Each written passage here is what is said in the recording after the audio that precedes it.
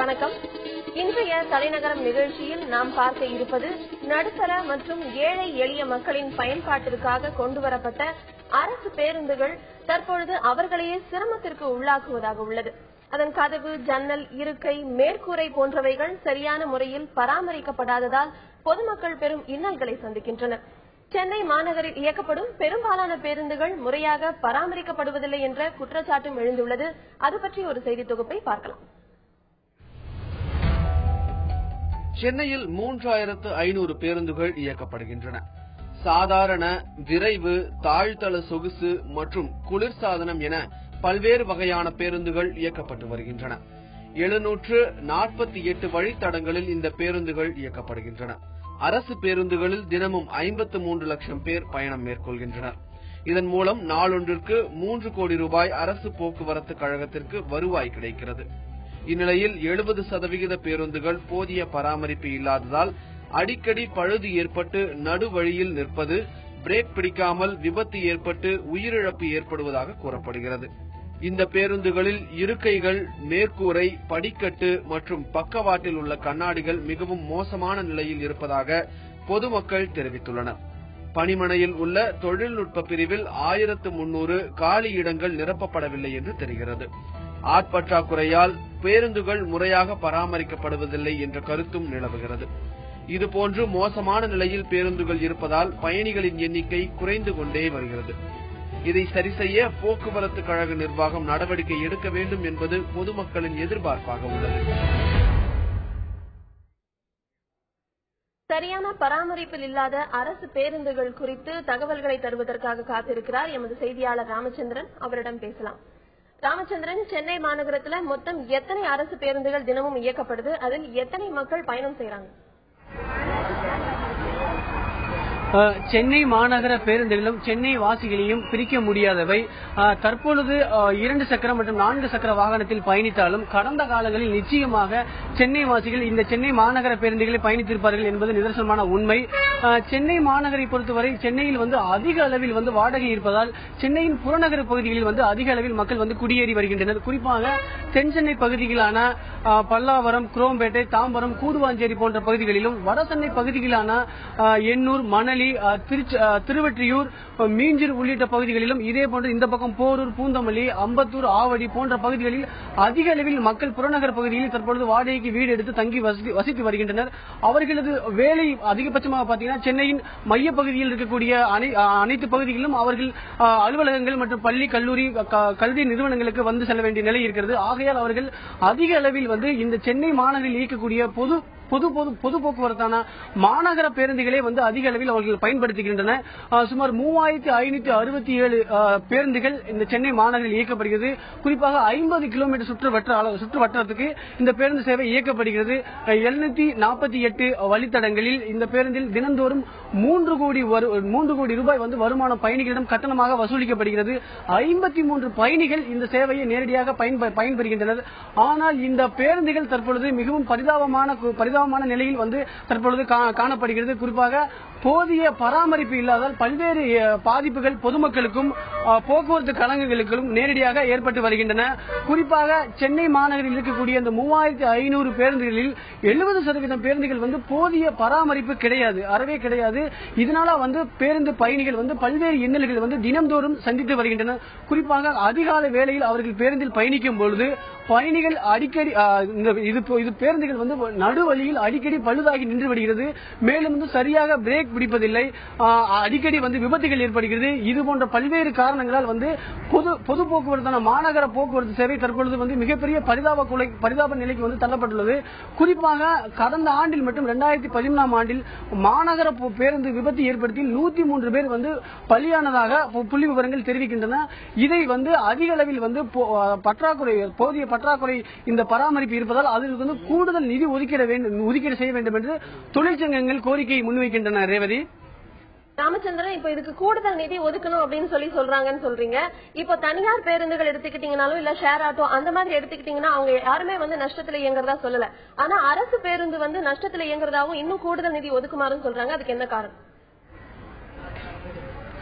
நிச்சயமாக சென்னை மாநகரை பொறுத்தவரைக்கும் முழுக்க முழுக்க அரசு போக்குவரத்து மட்டுமே செயல்படுகிறது. மற்ற மாவட்டங்களை காட்டிலும் மதுரை, கோவை இது போன்ற மாநகராட்சி பகுதிகளில் வந்து தனியார் பேருந்துகள் அனுமதிக்கிறார்கள். ஆனால் சென்னை மாநகர் முழுவதுமே மாநகர போக்குவரத்து கழகங்கள் மட்டுமே இந்த பேருந்துகளை இயக்கி வருகிறது. குறிப்பாக மொத்த வருவாய் வந்து ஆண்டு ஒன்றுக்கு 6500 கோடி ரூபாய் வந்து போக்குவரத்து கழகங்கள் மூலமாக அந்த போக்குவரத்து நிறுவனங்கள் வந்து ஈட்டுகின்றன. ஆனால் இதில் வந்து 48% வந்து டீசலுக்கு ஒதுக்கப்படுகிறது, 42% வந்து ஊழியர்களின் ஊதியமாக வழங்கப்படுகிறது. மீதமுள்ள 10% மட்டுமே இது போன்ற பராமரிப்பு மற்றும் இதர செலவினங்களுக்காக ஒதுக்கீடு செய்யப்படுகிறது. குறிப்பாக இது போன்ற இந்த பேருந்துகள் வந்து அதிக அளவில் வந்து பராமரிப்பு செய்யப்படுவது மிகப்பெரிய பிரதான குற்றச்சாட்டாக எழுப்பப்படுகிறது. மேலும் வந்து பேருந்துகள் வந்து படிக்கட்டுகள் வந்து உறுதியற்ற தன்மையில் வந்து உடைந்தும் தருவாயில் காணப்படுகிறது. மேலும் அங்க இருக்கக்கூடிய தானியங்கி கதவுகள் வந்தீங்கன்னா எப்பொழுதுமே வந்து கயற்றால் கட்டப்பட்டு செயல்படாமலே இருக்கிறது. மேற்கூரைகள் சொல்லவே வேண்டாம், மேற்கூரைகள் அதிக அளவில் வந்து மேற்கூரைகள் வந்து ஓட்டையுடன் காணப்படுகிறது. குறிப்பாக மழை காலங்களில், வெயில் காலங்களில் பயணிகள் வந்து பேருந்துக்குள் உள்ளே அமர்ந்து செல்ல முடியாத நிலை ஏற்படுகிறது. குறிப்பாக மழை காலங்களில் நேரடியாக மழை நீர் வந்து உள்ளே பெய்வதால் அங்கு இருக்கக்கூடிய இருக்கைகளிலும் பேருந்து பயணிகள் அமர முடியவில்லை. மேலும் வந்து சென்னை மாநகரில் இருக்கக்கூடிய பேருந்துகள் ஓரளவுக்கு வந்து நல்ல பேருந்துகள் இயக்கப்படுகிறது. சென்னையின் புறநகர் பகுதிகளான இது போன்ற தாம்பரம், கூடுவாஞ்சேரி, பல்லாவரம், இந்த பக்கம் வடசென்னை பகுதிகளான திருவொற்றியூர், மீஞ்சூர், மணலி உள்ளிட்ட பகுதிகள் வந்து அதிக அளவில் வந்து பேருந்துகள் வந்து குறைவான, அதாவது அதிக அளவில் வந்து பேருந்துகள் வந்து பராமரிப்பு இல்லாத பேருந்துகள் இயக்கப்படுகிறது. நாள்தோறும் வந்து பேருந்து பயணிகள் சொல்லன்னா துயரத்தில் வந்து ஆளாகின்றனர். ரேவதி, தொடர்ந்து பேசலாம் ராமச்சந்திரன். சரியான முறையில் பராமரிக்கப்படாமல் இருக்கும் அரசு பேருந்துகள் குறித்துதான் இன்றைய தலைநகரம் நிகழ்ச்சியில் பேசி வருகிறோம். அந்த வகையில் அரசு பேருந்துகள் சரியான முறையில் பராமரிக்கப்படாமல் பழுதடைந்திருப்பதற்கு என்ன காரணம் என்பது குறித்து கூறுகிறார் தோமுசாவின் பொருளாளர் நடராஜன். நமது செய்தியாளரிடம் அவர் பகிர்ந்து கொண்ட கருத்துக்களை தற்போது கேட்கலாம்.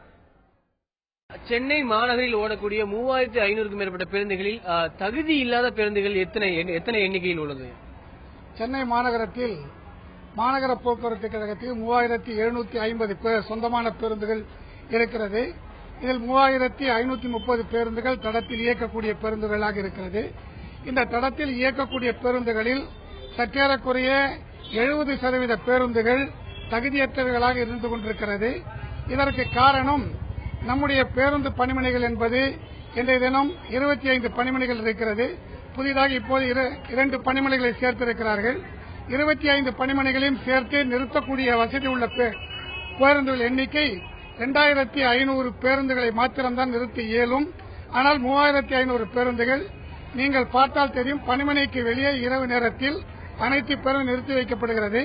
போதுமான பராமரிப்பிற்கான இடவசதி முதல் கட்டமாக இல்லை. அடுத்ததாக பேருந்து பராமரிப்பு பணியாளர்கள் ஒரு பேருந்திற்கு 0.80, அதாவது 100 பேருந்துகள் இருந்தால் 80 பணியாளர்கள் இருக்க வேண்டும். அப்படி இருக்கக்கூடிய பணியாளர்கள் எண்ணிக்கை 0.43, 100 பேருந்துகளுக்கு 43 பணியாளர்கள் மாத்திரம்தான் இருக்கிறார்கள். ஆகவே பராமரிப்பு என்பது போதுமான இடவசதி இல்லை, போதுமான பணியாளர்கள் இல்லை, வாங்குகிற உதிரி பாகங்கள் தரமான உதிரி பாகங்கள் இல்லை.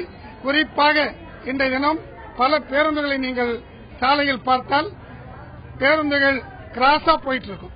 அந்த கிராஸா போறதுக்கு காரணம் அந்த லோ ஃப்ளோர் சஸ்பென்ஷன் வந்து ஏர் பலூன் இருக்கணும், அது லீக் ஆகுது. அதை மாற்றுவதற்கான போதுமான விஷயங்கள் இல்லை. நமது செய்தியாளர் ராமச்சந்திரனிடம் பேசலாம். ராமச்சந்திரன், இப்போ மக்களுடைய பயன்பாட்டுக்காக அரசு நிறைய பேருந்துகளை இயக்கிட்டு இருக்காங்க. மினி பேருந்து, புதிய பேருந்துகள், அதன் செயல்பாடு எப்படி இருக்கு? எத்தனை பேருந்துகள் இப்ப செயல்பாட்டுக்கு வந்திருக்கு? சென்னை மாநகரை பொறுத்தவரைக்கும் 2007க்கு பிறகு வந்து அனைத்து பேருந்துகளுமே வந்து புது பேருந்துகளாக இயக்கப்படுகிறது. அதற்கு முன்பு இயக்கப்பட்ட பழைய பேருந்துகள் அனைத்துமே அப்புறப்படுத்தப்பட்டு புதிய பேருந்துகள் இயக்கப்படுகிறது. இப்பொழுது சென்னை ஒன்றில் நாள் ஒன்றுக்கு 1500 பேர் வந்து பேருந்துகளில் வந்து ஒவ்வொரு பேருந்துகளில் வந்து பயணிக்கின்றனர். அது குறிப்பிட்டு மற்ற பெருநகரங்களான மும்பை, கொல்கத்தா, டெல்லி, பெங்களூர் போன்ற பெருநகரங்களில் சுமார் 800 பேர் மட்டுமே பயன்படுத்துகிறார்கள். ஆனால் சென்னை மாநகரை பொறுத்தவரைக்கும் மணி ஒன்றுக்கு 1600 பேர் இந்த பேருந்துகளை பயன்படுத்துகின்றனர்.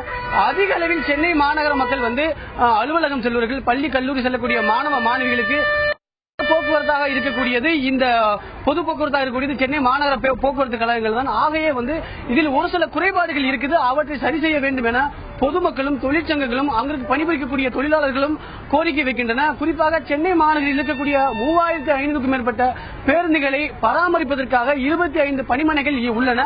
அவற்றில் 1500க்கும் மேற்பட்ட தொழில்நுட்ப பணியாளர்கள் குறைவாக உள்ளனர். அந்த பணியாளர்களை உடனடியாக அவர்களை பூர்த்தி செய்ய வேண்டும். அது மட்டுமல்லாமல் பராமரிப்பதற்காக தற்போது 3% நிதி ஒதுக்கீடு செய்யப்படுகிறது. அதை 10% அதிகரிக்க வேண்டும் என கோரிக்கை விடுக்கப்பட்டுள்ளன.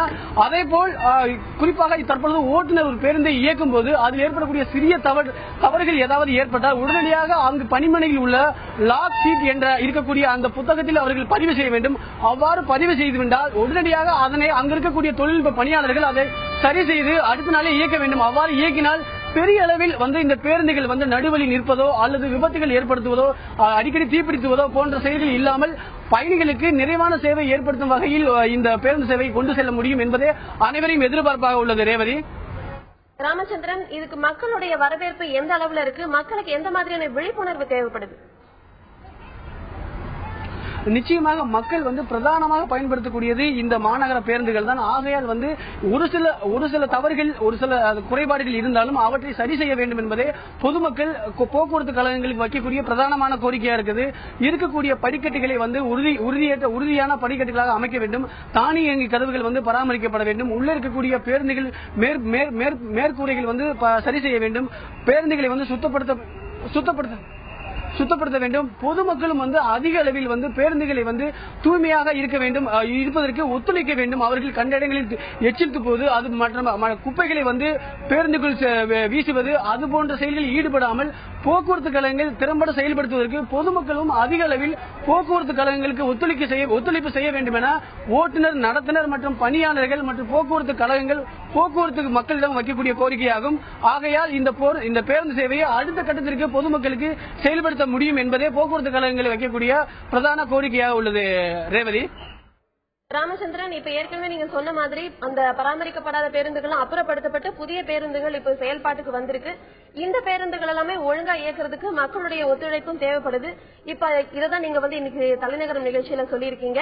இப்போ இந்த பராமரிக்கப்படாத பேருந்துகள் மீண்டும் செயல்பாட்டுக்கு வரும் அப்படின்னு சொல்லியிருக்கீங்க. போதுமான பணிமனைகளும் ஆட்களும் இருந்தா அது எப்ப வர்றதுக்கு வாய்ப்பு இருக்கு? அதுக்கான தீர்வா என்ன பார்க்கப்படுது?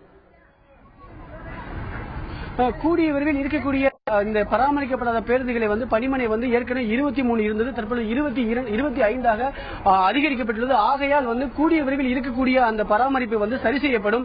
அந்த பேருந்துகளில் இருக்கக்கூடிய அனைத்து அந்த இடர்பாடுகள் நிவர்த்தி செய்யப்பட்டு பொதுமக்களுக்கு எதிர்காலத்தில் எந்த விதமான தீங்கும் இல்லாத வகையில் ஒரு இடத்திலிருந்து மற்றொரு இடத்துக்கு எளிமையாக செல்லும் வகையில் தற்பொழுது அதற்கான செயல்பாடுகளில் போக்குவரத்து கழகங்கள் ஈடுபட உள்ளதாக தெரிய வருகிறது. அது மட்டுமல்லாமல் தற்பொழுது அந்த ஃபிட்னஸ் சர்டிபிகேட் என சொல்லப்படுகிற அந்த எஃப்சிக்கு அனுப்பப்படும் போது ஏற்கனவே ஒரு ஆண்டுகளுக்கு முன்பாக குறிப்பிட்ட கிலோமீட்டருக்கு பயணித்தால் ஒரு ஆண்டுக்கு பின்பாக இந்த எஃப்சி சர்டிபிகேட் வழங்கப்படும். அதனை 6 மாதமாக குறைப்பதற்கு போக்குவரத்து கழகங்கள் தற்பொழுது வந்துள்ளது. ஆகையால் பேருந்துகளோட தரம் அதிகரிக்கும். சேவை பொதுமக்களுக்கு மிகவும் இன்னும் அதிக அளவில் ஏற்படும். ரேவதி, உங்களுடைய தகவல்களுக்கு நன்றி ராமச்சந்திரன். இன்றைய தலைநகரம் நிகழ்ச்சியில் சரியான முறையில் பராமரிக்கப்படாத பேருந்துகள் குறித்தும் தற்பொழுது மக்கள் பயன்பாட்டிற்காக அரசு சார்பில் விடப்பட்டிருக்கும் புதிய பேருந்துகள் குறித்தும் மக்களுக்கு வேண்டிய விழிப்புணர்வு குறித்தும் பார்த்தோம். மீண்டும் ஒரு தலைநகரம் நிகழ்ச்சியில் சந்திக்கலாம். வணக்கம்.